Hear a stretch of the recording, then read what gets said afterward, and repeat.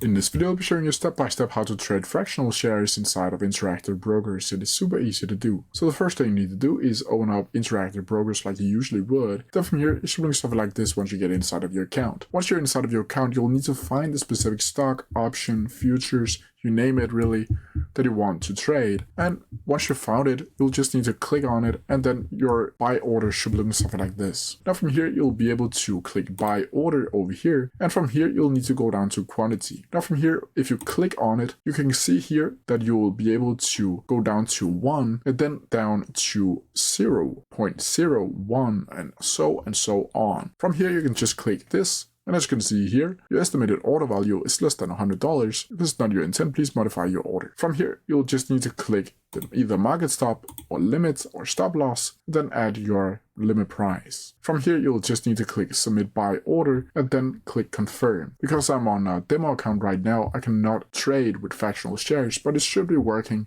inside a normal live account. But that's how you do it. If you have any questions about it, please leave them down in the comment section below and I'll try my best to answer them as quickly as possible. See ya!